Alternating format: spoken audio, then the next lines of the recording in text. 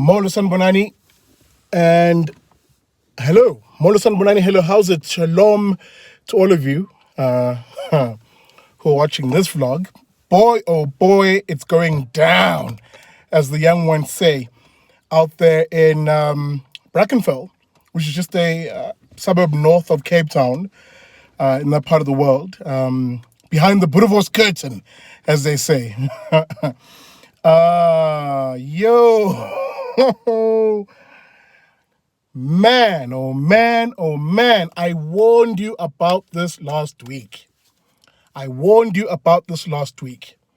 And I said, do not mess with people's children and expect those people to be nice to you.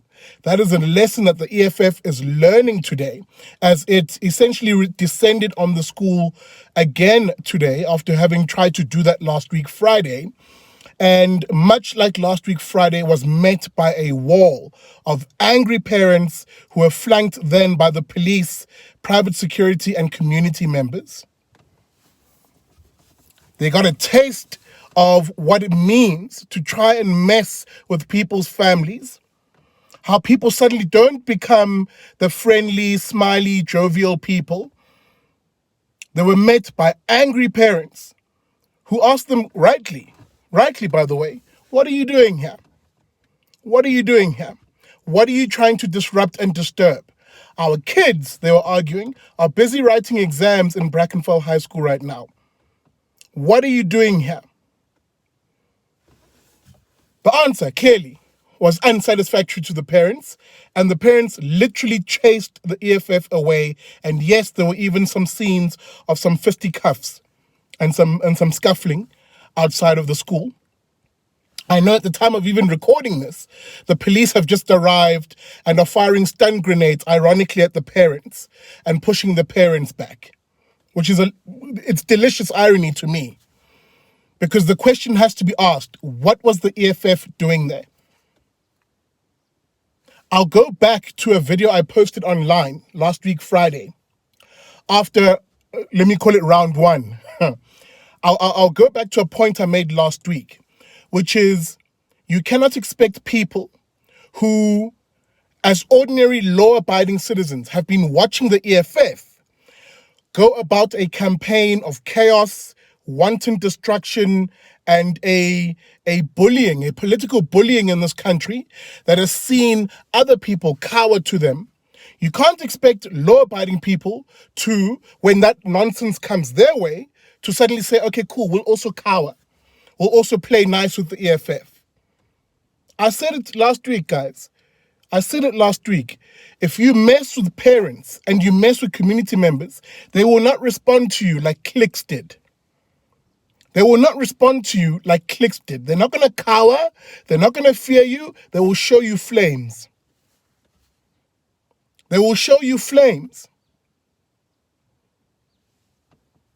And I, for one, I'll be brutally honest. I'm not opposed to what I necessarily saw. That is, specifically, parents actually forming a barricade and defending the institutions that they care about. In this instance, Brackenfell High School, where their children, where their family is busy sitting, writing exams, going about their days. People will defend the things that they care about. Let me repeat that. People will defend the things that they care about. And I've told you before, South Africans are a faith, flag, family, and freedom people. The family part is the most important in this instance, because you cannot expect a political party with a track record of thuggery and violence and the wanton destruction of things. That political party can't expect to go to people's families where their kids are and not be met by a very vehement resistance, as was the case today. And here's what I really find funny. The media is all over this, of course. But the media are now going to keep very quiet because they are complicit in what's happening not only on Friday and today. They are the ones who peddled the lie, what's now coming out to be a lie, that somehow Brackenfell High School organized a whites-only Matric Matric dance. That was the lie upon which all of this is founded. And of course, like I've always warned you on this show, there is a toxic relationship, a toxic alliance between the media in this country, the mainstream media, the political elites, and the chattering classes, the woke academia types. Because the EFF then ran on that lie to go to that school to try and disrupt and protest and do what they usually do. Do you guys see now when I talk about that toxic coalition of mainstream media, the political elites, and the woke chattering classes who view everything and want to view everything through the lens of race and racism? And I say it was a lie because it then came out subsequently that no, the school never organized a Matric ball, period. In fact, the school cancelled this year's Matric ball and Matric dance because of their fear of COVID-19, and that instead, this particular event was organized by a group of friends who just called their friends and said, guys, let's do our own little Matric party. As to whether that group of friends was white only or colored only or black only is immaterial. It was a private function. They were doing their own thing. So you mean to tell me the third largest political party in this country went to a school to protest that? Really? Is that what the EFF is going to start policing now? Are the EFF going to start showing up at private events, policing the racial quota, or trying to impose, rather, a racial quota at private parties and private events? Will they be coming to my house? I mean, I had a braai on Sunday with my family, a black family. Will they arrive there and say, well, you need to have a quota of Indians and coloreds and whites? Hey, guys, I'm warning you, and I continuously warn you about these individuals who view all issues in society through race and racism. That sickness that literally compels them to act irrationally is the very thing that causes the conflicts that we're seeing in this country. It is their insistence on race being the metric of all things in society that frustrates ordinary South Africans, because ordinary South Africans are not obsessed with race. They're not obsessed with race. So, I'm going to say this, and I know it's going to be controversial, but kudos to those parents, man, out there in Brackenfell. When the EFF said they were going there, the parents were like, what? I'm going to see about that.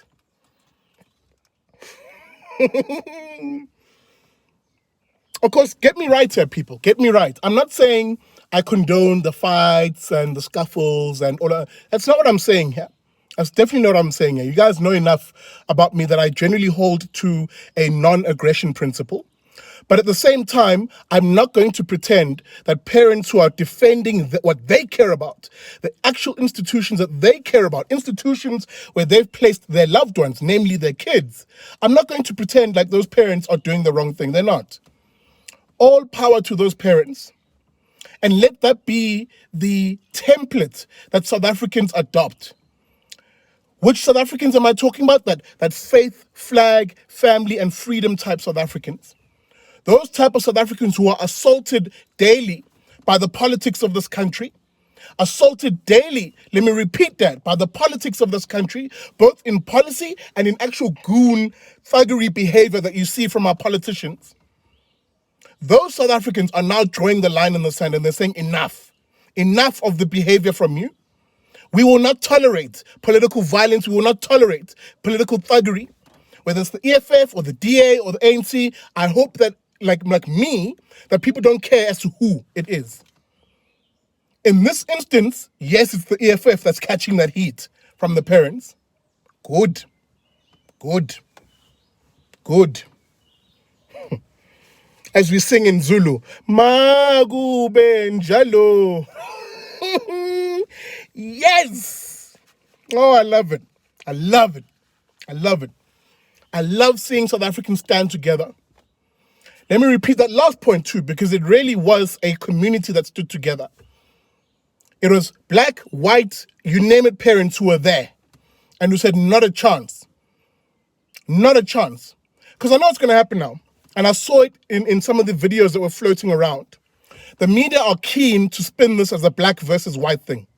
very keen to spin it as a black versus white thing.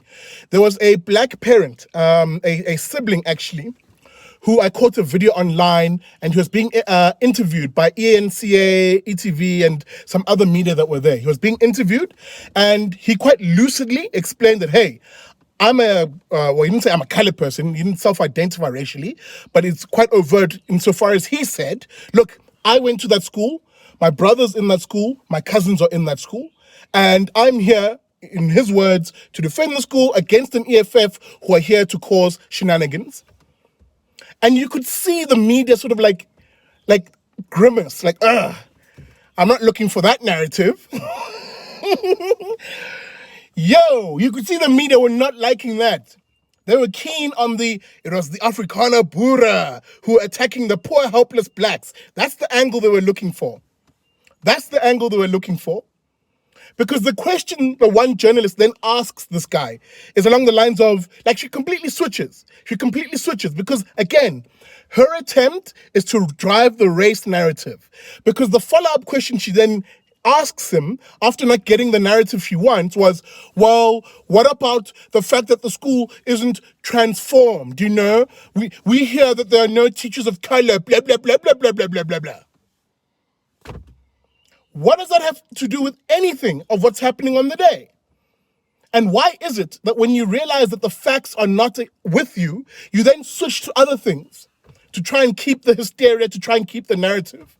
Because the facts, as they were putting it, is that the school organized a whites-only matric ball. That's what they said were facts about this. That was the topic or the issue that brought the EFF there.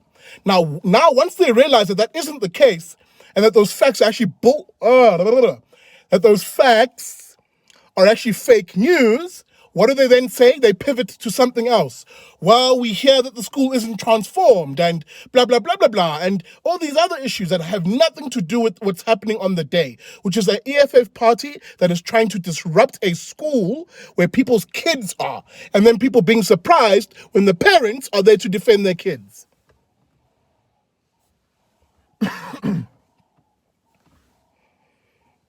It's infuriating because I can see what the mainstream media is trying to do here. And it's something which, of course, is in lockstep with the EFF's approach to South African society, which is to suggest that there is a race war in this country, or that blacks and whites hate each other. Yo, the media is toxic. Yo, the mainstream media is toxic in this country. And again, I'm not surprised. Don't think I'm coming at this from a point of being surprised. A lot of these mainstream media reporters and all these little douchebags who are reporters were literally trained in this nonsense. They are university graduates who are trained in the rubbish of critical race theory and a lot of postmodernist nonsense, which basically sees society through identity. Race, gender, creed, and all that nonsense. So, of course, they're going to take that nonsense that they learned at university and apply it in their workplace as journalists. And they force feed you that nonsense. Even if it doesn't reflect the very society that they claim to be reporting on, they will force feed those narratives. And what do they do to reinforce it? Well, they go to their friends. The chattering classes, the pundits in this country who are immersed in the very same ideas. There is a lack of intellectual diversity in this country. I've told you this from the very beginning, where consequently it is a mainstream media, the political elites, and the woke punditry, the academic punditry, who literally are a jerk circle of the very same ideas, the very same worldview, the very same way of thinking, which is mostly center leftist to extreme leftist and immersed in identity politics, race, gender, creed, and all that nonsense. And you see that play out in the streets, where that nonsense meets up with real South Africans, and there's a clash, of course, because both of those things, the nonsense of the elites in this country does not represent South Africans on an ordinary basis. That's why in their minds, they can't understand why the parents, the colored parents, black parents, or whatever the case may be, they can't understand that. It's like, what? But we thought these people don't like each other based on their race.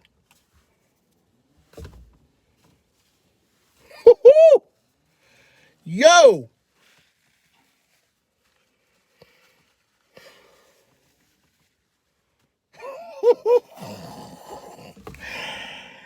Yo, dudes. Yo, guys, come on.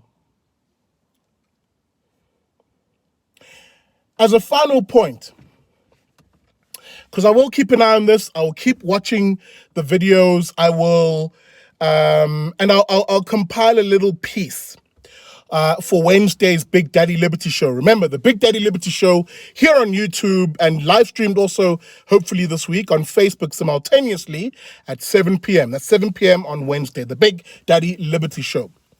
I'll do a piece on this, and this will be a segment that we talk about, because it goes to the heart of why I always argue that there is a gaggle of people in this country, the political elites, the media, of course, and the woke punditry, the academia, who do not want non-racialism as a way of organizing South African society. What they want is a very specific form of racialism and racism. So one form of racism should be accepted and the other shouldn't be, is how they actually want South African society. So we'll talk about that, and I will use this incident at Brackenfell, High School, just outside Brackenfell High School, as my example of what happens when the woke elites clash with ordinary people, and how they don't understand that ordinary people are actually quite unified, and they are a faith, flag, family, freedom type people. Not only do they not understand it, it actually angers them. It angers them that people, ordinary South Africans, prefer, there it is. It actually angers them.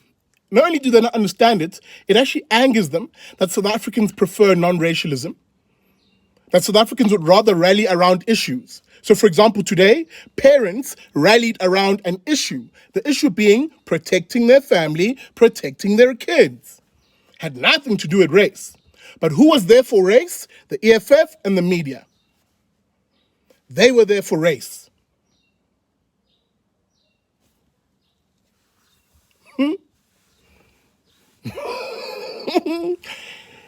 Yo, maybe as a quick bookmark, but the parents, hey man, they dished out them hands, didn't they? Pow! Yo. Hey, we madoda. Kunzima. Ngoba ngihlezi ngisho ukuthi i-EFF la iyothola khona abantu, and abantu nje abangagqamile in anything, abantu bomphakathi, lolo suku la i-EFF ibathola khona, iyobathola. Buka abazali lapha eBrackenfell. Die ouers van kinders wat buite daai skool gestaan het, and they defended that school. And beyond the school, I must say, beyond the school, they defended their children. Anyway, let me end this one here. As the EFF are likely licking their wounds. And I must say, I'm a little bit disappointed in the police, maybe as a final point. Because the police rocked up there in basically public order policing gear, and were pushing the parents back. Now, again, I get it, right? I get it. The police arrive to a scene and they don't know what's happening. I get that. And probably when they arrived in the scene, they arrived seeing parents chasing after EFF members. So in that sense, maybe let me be fair to SAPS. And I know there are a few parents who are, I think it was 2 parents or 3 parents who were arrested. One of whom was arrested for basically brandishing, I think, a weapon, after the EFF started throwing stones at the parents. And this one guy pulled out I think a pistol and was brandishing it. But I think he'll be fine, because technically he can argue that there's a threat to his life. I mean, if you start throwing stones at people, that is an actual threat to people's lives. But in any event, I'm not there, and I'm not. It's not my place to try and prosecute that particular incident. Let the law deal with that. But the moral case that I will make here is that the parents were in the right.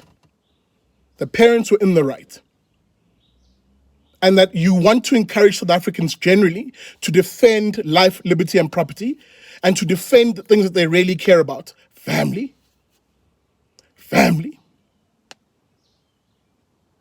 That's what you want.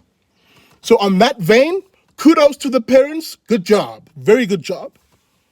Did a very good thing, because it taught those lefties, it taught those commies that South Africans will not back down to you, period. We are not cliques. We are not corporate South Africa. We are not your friends in the political elites. We're not your friends in parliament. We will not back down to commies. Net so. Mooi werk. And that's how it should be. South Africans should stop this praise and worship we have. This praise and worship of politicians. And I always say this on the show, hashtag politicians are trash. Why? Because you see it in moments like these. I would much rather communities around this country band together and push back against politicians. Because for these guys, whether they wear red berets or blue Smurf t-shirts or yellow bloody t-shirts in this country, for them, it's games. It's all fun and games. For us, the ordinary citizens, these are real everyday issues. My child getting a quality education undisturbed by the politicians is a real everyday issue. And insofar as a parent was defending that today, kudos to you, dear parent. Kudos to you, dear parent. And that's what you want to see. Community members actually saying, you know what? Go play your little gamickies on that side of the world. But here, in real South Africa, we, the ordinary South African, the faith, flag, family, and freedom type South African, in a non-racial way, we will defend our communities against you and your games. We'll defend our communities rather against politicians, we'll defend it against this government, and we'll defend it against the state. Organic relationships are more important at a community level, at a family level, at an individual level, than any of the politics that is played by these politicians. So thank you, dear community of Brackenfell, for pushing those commies away and literally owning the mantra of never trust a commie. I'm out.